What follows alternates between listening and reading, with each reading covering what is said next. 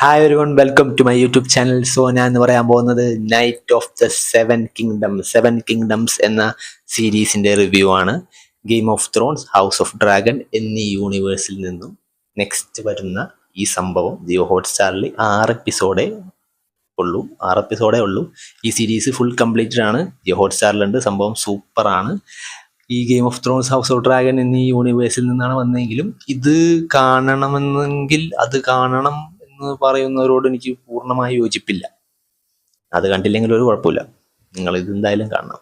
കാരണം ഈ സീരീസിന് അങ്ങനെ ഒരു കണക്ഷൻ ഉണ്ടെങ്കിലും ബട്ട് അത് ഇതിൻ്റെ ആസ്വാദനത്തിന് ഒരിക്കലും ബാധിക്കുന്നില്ല. സോ ഡെഫിനറ്റ്ലി നന്നായിട്ട് ആസ്വദിക്കാൻ പറ്റും അത് കണ്ടിട്ടുണ്ടെങ്കിൽ. സോ അത് കാണുക. Definitely I would recommend Game of Thrones. Especially House of ഡ്രാഗനേക്കാളും ഒരു ആവറേജ് ആയിട്ട് തോന്നിയുള്ളൂ.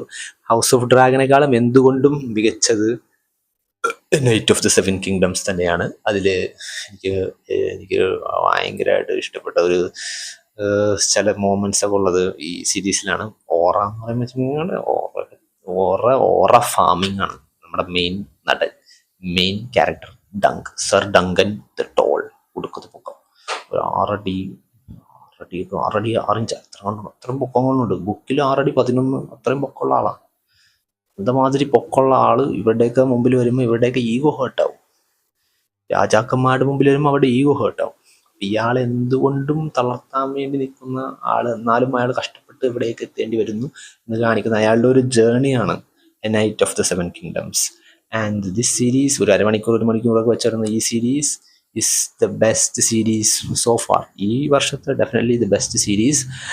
Best writing, best dialogue, best story, best cinematography, music is there. Music ഉണ്ട്, ബട്ട് അത്ര വിസിബിൾ അല്ല. ലൈക്ക് ഓക്കെ, ചില മൊമെന്റ്സിലൊക്കെ അടിപൊളിയാണ്, ബട്ട് മെജോറിറ്റി ഓഫ് ദ അതിൽ അവിടെ ഉണ്ട്, ബാക്ക്ഗ്രൗണ്ടിൽ പ്ലേ ചെയ്യുന്നുണ്ട്. കുറച്ച് വൃത്തികേടും വൾഗറും കുറെ തെണ്ടിത്തരമൊക്കെ വിളിച്ച് പറയുന്നല്ലാതെ വേറെ വലിയ കുഴപ്പങ്ങളൊന്നും ഈ സീരീസിനില്ല. മേജർ പ്രോബ്ലമായിട്ട് ഞാൻ പറയുന്നത് ഇതിൻ്റെ ഒരു പേസിങ് ആണ്. കുറച്ചൊക്കെ ബോറിങ് ഉണ്ട് ചില സമയത്തൊക്കെ. കണ്ട് മനസ്സിലായി, നെക്സ്റ്റ് അങ്ങനെയൊക്കെ തോന്നും. അങ്ങനെ കുറച്ച് മോമെന്റ്സ് ഉണ്ട്, ബട്ട് ചില മോമെന്റ്സിലൊക്കെ ശരിക്കും പൊളി മോനെ, സൂപ്പർ സാധനം. അങ്ങോട്ട് കയറി അങ്ങോട്ട് തല അങ്ങോട്ട് ചക്കച്ചക്കാന്നുകളാ അന്തമാതിരി. പിന്നെ ചിലരോട് ദേഷ്യം തോന്നും, ചിലവരൊക്കെ ഒരു മാതിരി ഊള സ്വഭാവവും ഊള മൈൻഡ് സെറ്റ് ഉള്ളവന്മാര്. ഈ ടാർഗേറിയൻ എങ്ങനെയാണെന്ന് അറിയാമല്ലോ നിങ്ങൾക്ക്. അപ്പൊ ഒരു ടാർഗേറിയൻ കൊച്ചു പറയുന്നതാണ് തൻ്റെ ബ്രദേഴ്സിനെ കുറിച്ച്. It is like very very very vulgar. അത് എഴുതണ റൈറ്റേഴ്സ് ഈസ് അവിടെ ഇമാജിനേഷൻ ആണെന്ന് പറയാം, ബട്ട് അങ്ങനത്തെയൊക്കെ ഒരു റിലേഷൻഷിപ്പും അതിനൊക്കെ ഇറ്റ്സ് വെരി അൺകംഫർട്ടബിൾ.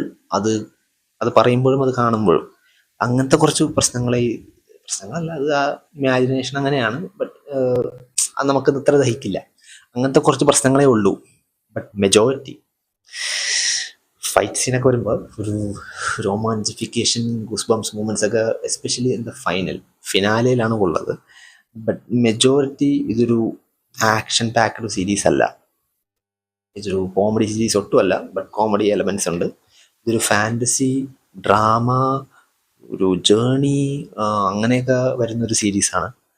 ഡെഫിനറ്റ്ലി ഈ സീരീസ് നിങ്ങൾ എന്തായാലും കാണണം. നിങ്ങൾ ഗെയിം ഓഫ് ത്രോൺസ് കണ്ടിട്ടില്ലെങ്കിലും, ഹൗസ് ഓഫ് ഡ്രാഗൺ കണ്ടിട്ടില്ലെങ്കിലും, Knight of the Seven Kingdoms എന്തായാലും കാണണം.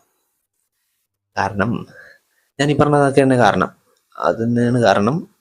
ആൻഡ് ദ ഡയലോഗ്സ്, അത് പട്ടി ഓർക്കണം.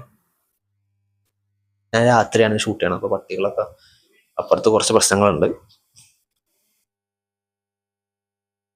ഓക്കെ, ആൻഡ് അതൊക്കെ തന്നെയാണ്. അഭിനയം സൂപ്പറാണ്. പുതിയ ആൾക്കാരാണെങ്കിലും അഭിനയമൊക്കെ അടിപൊളിയാണ്. ചെക്കൻ കൊള്ളാം. കൊച്ചു അവൻ നന്നായിട്ട് അഭിനയിക്കുന്നുണ്ട്. അവൻ്റെ ചില മോമെന്റ്സ് ഒക്കെ വളരെ ഇമ്പാക്റ്റ്ഫുൾ ആയിരുന്നു. ആ ഒരു ഇമ്പാക്റ്റ് ക്രിയേറ്റ് ചെയ്യാൻ ആ ഒരു മൊമെന്റിൽ അത്രയും ചെറിയ നടന്ന് പറ്റുന്നുണ്ടെങ്കിൽ ഇപ്പോഴത്തെ വലിയ നടന്മാരൊക്കെ ഇങ്ങനെ നോക്കിക്കേണ്ടി വരും. അന്തമാതിരി ആക്ടിങ്. മെയിൻ നടനും കൊള്ളാം. ഒരു മിനിറ്റ്, ഒന്നുമില്ല, പുറത്ത് ഒരു ചെറിയ യുദ്ധം നടന്നതാണ്. അതിൻ്റെ ഒരു ഇത് കാരണം ഞാൻ ചെറുതായിട്ടൊന്ന് പോസ് ചെയ്തതാണ്.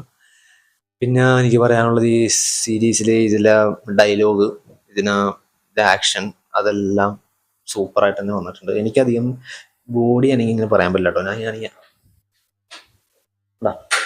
ഒച്ച കേൾക്കണണ്ട, അത് കാരണം എനിക്ക് അത്രയും മൂവ്മെന്റ് ചെയ്യാൻ പറ്റില്ല. ഭയങ്കര കെയർഫുൾ ആയിട്ടാണ് ഞാൻ അവിടെ ഇരിക്കുന്നത്.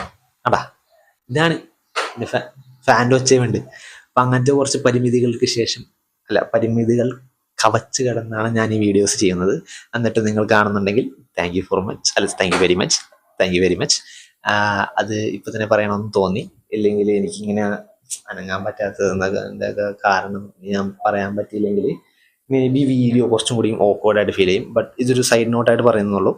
ആൻഡ് ഓഫ് കോഴ്സ് ഈ സീരീസിലേക്ക് വരുമ്പോൾ ഡെഫിനറ്റ്ലി ഒരു വർത്ത് ദ വാച്ച് ആണ്. ഒരു അടിപൊളി സീരീസാണ്.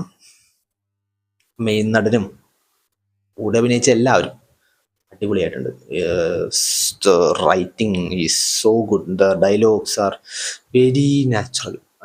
ഇതൊരു അമേരിക്കൻ കാസ്റ്റ് ആൻഡ് ക്രൂ അല്ലാത്തത് കാരണം മേ ബി ഒരു ആമച്വർ ഫീൽ ഇല്ല, ഒരു ക്ലാസി ഫീൽ ഉണ്ട്. മെജോറിറ്റീസ് ബ്രിട്ടീഷ് ആൾക്കാരാണ്.